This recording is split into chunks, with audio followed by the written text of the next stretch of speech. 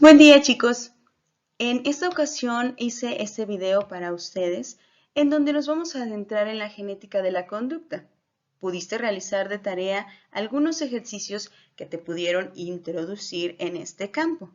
Sin embargo, ahorita vamos a poder aterrizarlos de qué forma interviene la información genética en el comportamiento humano. Así que comencemos. Vamos por favor al laboratorio virtual que tienes el link ahí abajo. Te pido que lo explores. En cada una de las ventanas observes cómo se denota el sistema nervioso, cuáles son los elementos, su funcionamiento.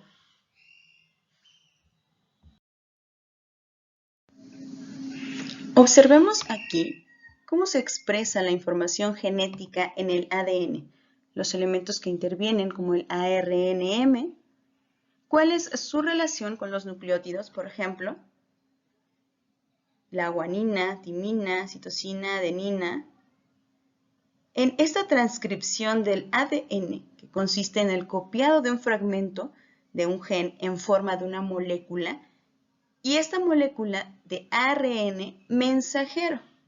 Observa todos los elementos que están aquí, son los elementos que intervienen en la genética.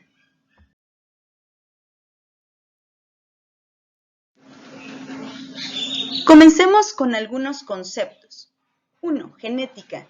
Es el estudio de cómo los rasgos se transmiten de una generación a otra. Los rasgos son las características en que difieren los organismos. La herencia debemos entenderla como una transmisión de aquellos rasgos de una generación a otra. Los genes son los elementos que controlan la transmisión de los rasgos, es decir, los cromosomas. ¿Qué son los cromosomas? Son los pares de cuerpos filoformes dentro del núcleo de la célula y que además contienen a los genes. Estos conceptos vamos a poderlos delimitar en este tema que estamos observando. Comencemos con algo que se llaman las leyes de Mendel. ¿Has oído hablar acerca de las leyes mendelianas? Estas son un conjunto de reglas básicas. Hablan sobre la transmisión por herencia de las características de los organismos padres a sus hijos.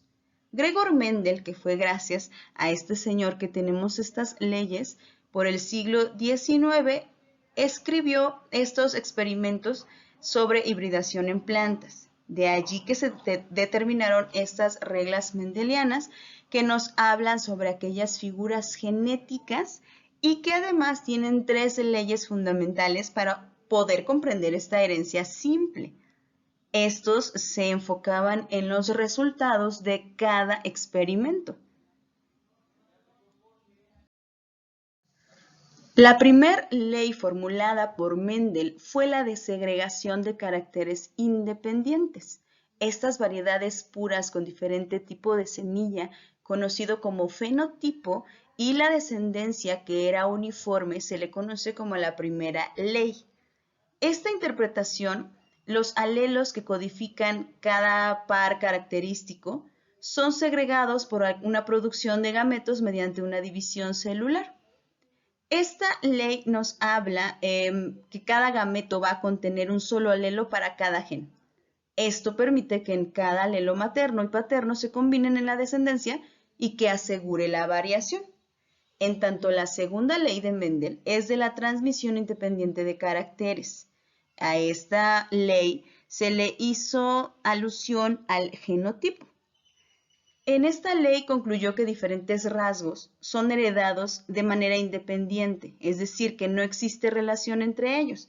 Por tanto, el patrón de herencia de un rasgo no afectará al de herencia del otro.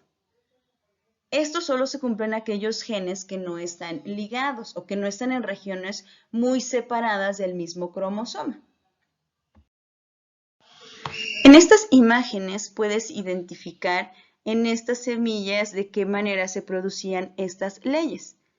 La ley de transmisión independiente de estos caracteres también hace alusión a la tercera ley que afecta un patrón de herencia en otro.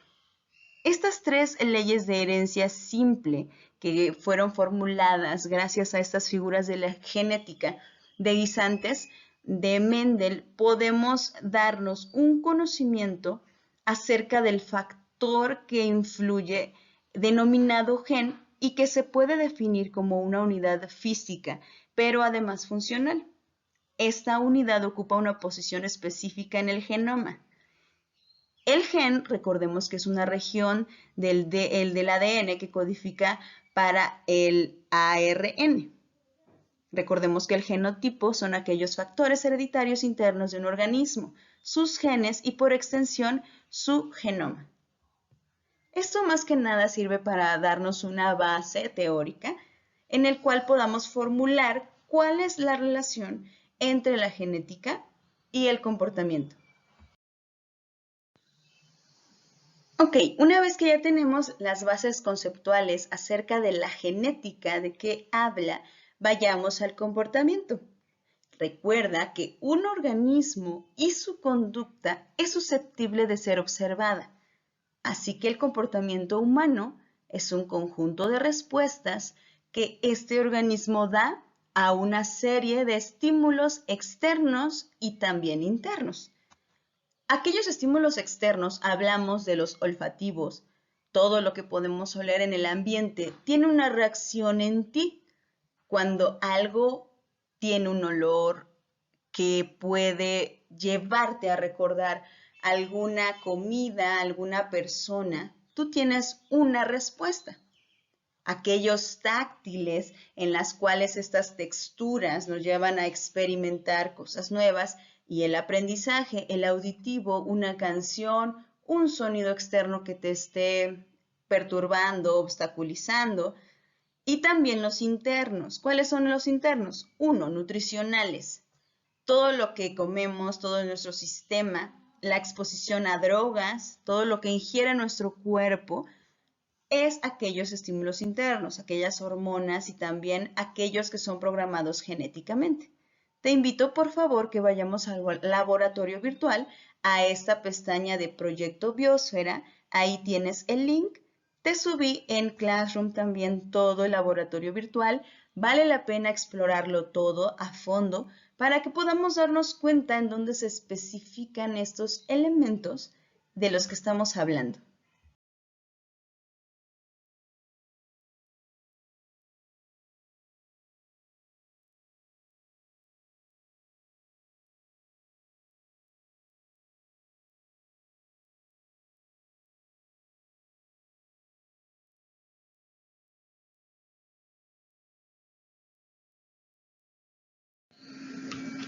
Esto nos hace llegar hasta el cerebro.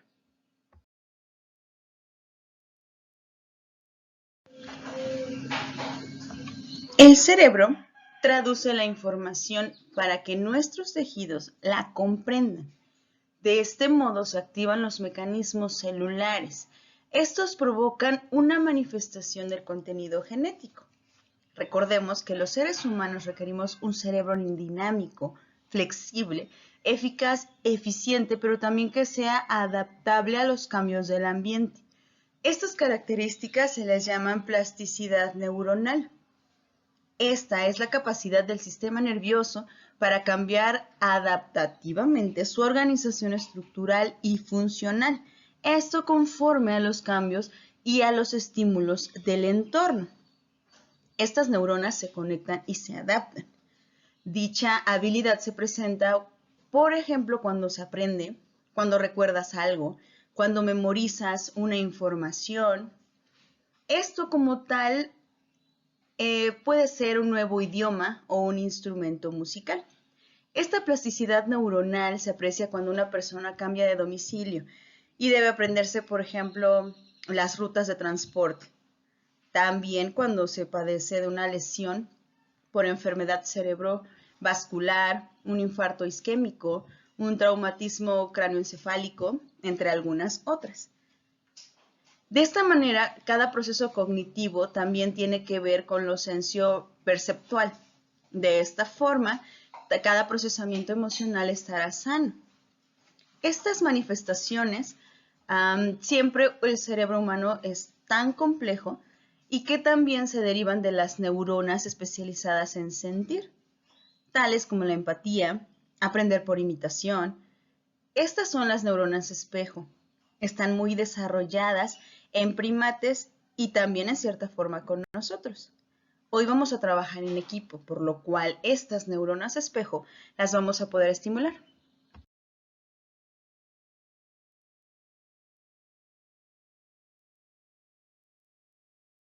Ahora detengámonos a pensar.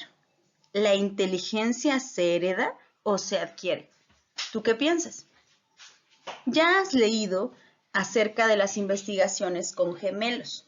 Estas investigaciones han demostrado que el 55% de la inteligencia está determinada por la genética. Por lo tanto, ¿qué podemos concluir?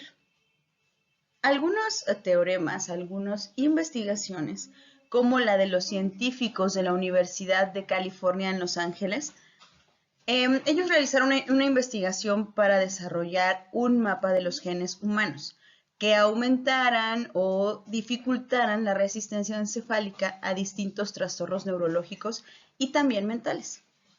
Aquí encontraron genes a los que también podrían atribuirse la inteligencia.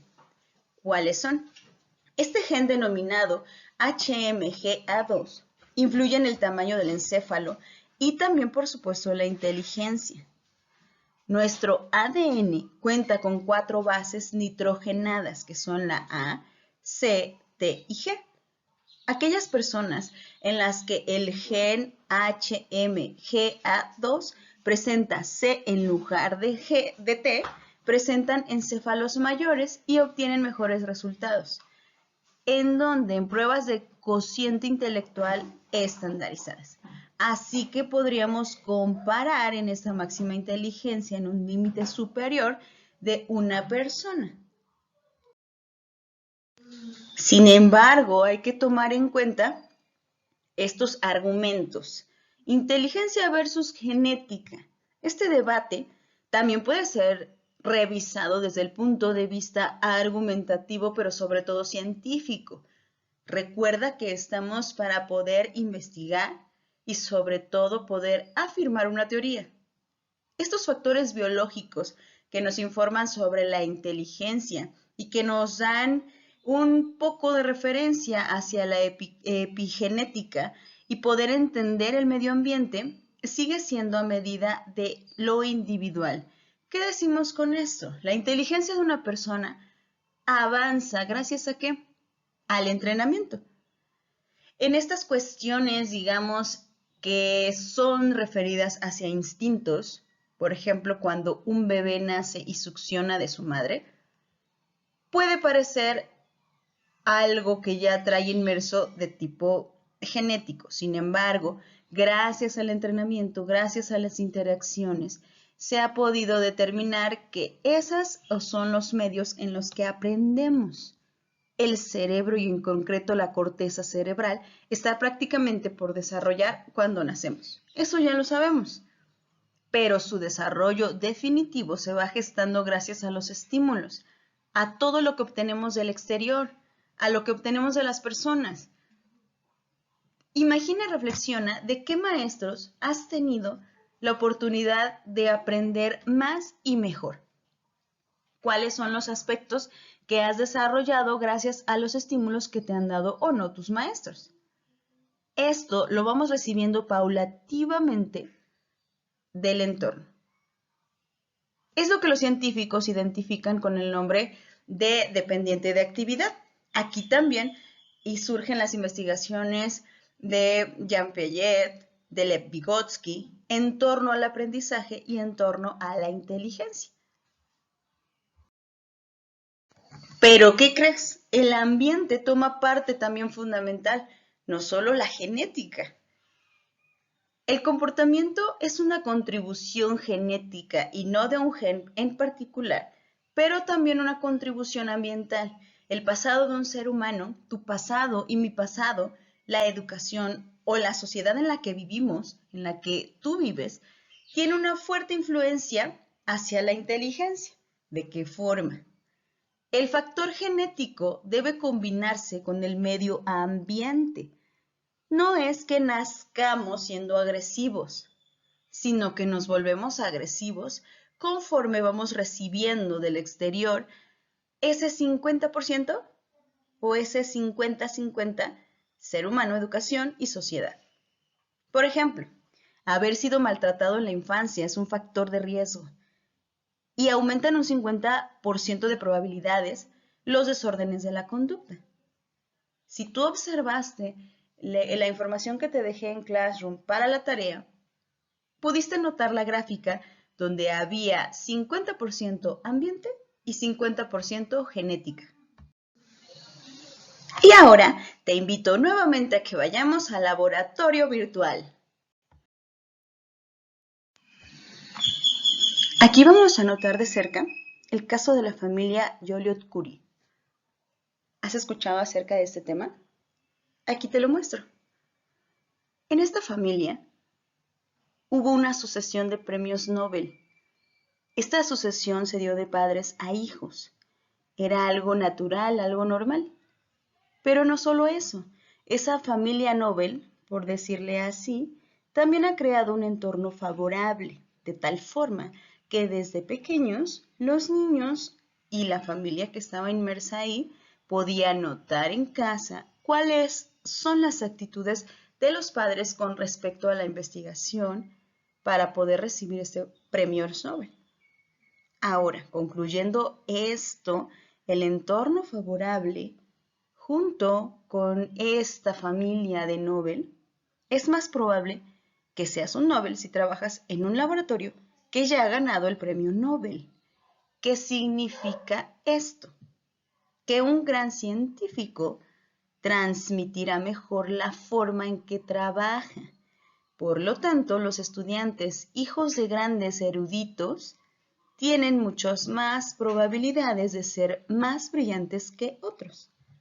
Este es un ejemplo donde el factor ambiental es manifiesto. Por supuesto que no negamos la contribución genética. Ponte a pensar cuáles son tus habilidades, el entorno en el que vives, quizá es de enfermeros, quizá es de maestros. Sin embargo, aquí en el laboratorio te invito a que investigues más de cerca el caso de la familia Joliot-Curie.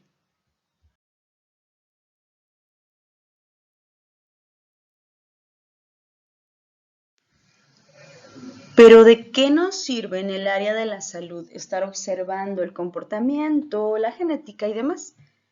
Estas bases nos van a poder servir para observar la etiología de las enfermedades, de tal forma que los tratamientos nuevos y más específicos van a poderlo implementar para los pacientes. Recuerda que los términos de salud pública nos especifican que esta conducta debe incrementar la percepción y la tolerancia a estos trastornos. Te comento que en el Congreso Mundial de Bioética, en el 2000, se especificó que el genoma humano es patrimonio de la humanidad y como tal no es patentable. Imaginemos esto desde un punto de vista frívolo. Los genomas, y sobre todo en algún momento en un campo de la ciencia se ha querido modificar genéticamente un trastorno para poderlo prevenir y para que no se lleve de padres a hijos. Estos genomas, cuando se vuelven creativos, cuando se vuelven grandes científicos, retomando el genoma de alguien mucho mayor, ¿cómo va a impactar en el campo de la ética, en el campo de la justicia? El que el genoma humano sea patrimonio de la humanidad y no del ser que lo está ejecutando, por decirlo así. ¿Es hora de iniciar terapias genéticas? Pensemos en enfermedades orgánicas y mentales. ¿A quién debe aplicarse?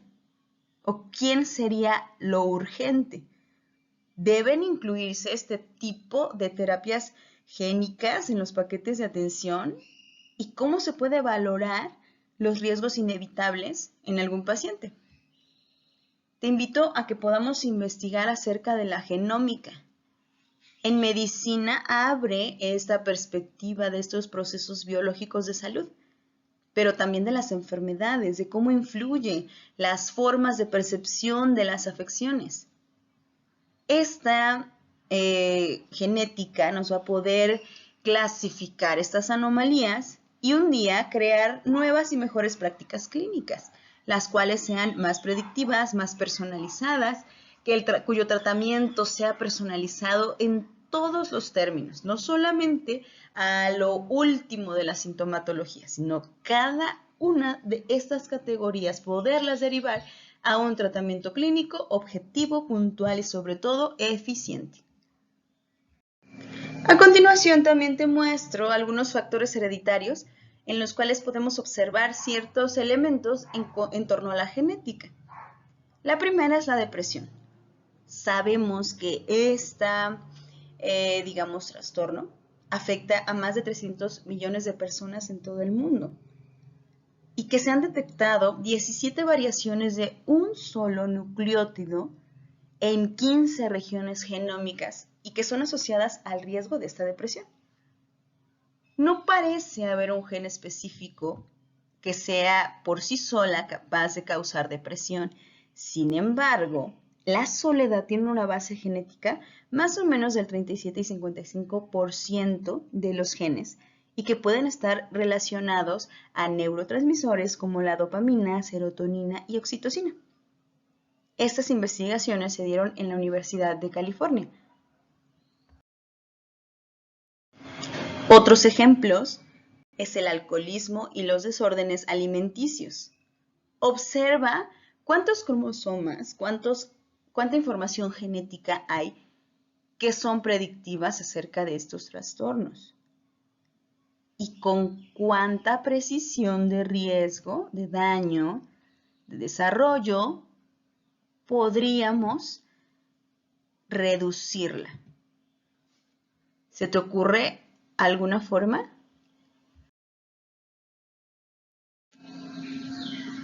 Y para concluir, te hago esta pregunta. ¿Conocer estas bases genéticas implicará riesgo? ¿A qué me refiero con riesgo? Imaginemos a un paciente que llega y que con las análisis prudentes y estos análisis, patologías e historia clínica y demás, obtengamos esta base genética. En algún momento se pensó que al saber o conocer las probabilidades que se tenía de desarrollar una enfermedad, podría impactar en el compromiso, en la responsabilidad de aquellos comportamientos saludables con los hijos, con los padres, con la familia y también en torno a la educación. Sin embargo, conocer tu propia predisposición a sufrir una enfermedad tanto mental o fisiológica no tiene por qué llevar una pérdida de interés, al contrario, se debe tomar como una motivación para el cambio de hábitos que generan este tipo de enfermedades. ¿Recuerdas que en psicología de la salud es una de las áreas de aplicación? El poderla predecir antes, mucho antes de que se pueda ver un síntoma que sea asociado con esto. ¿Tienes alguna duda? Puedes ponerla en Classroom y con todo gusto estoy para servirte.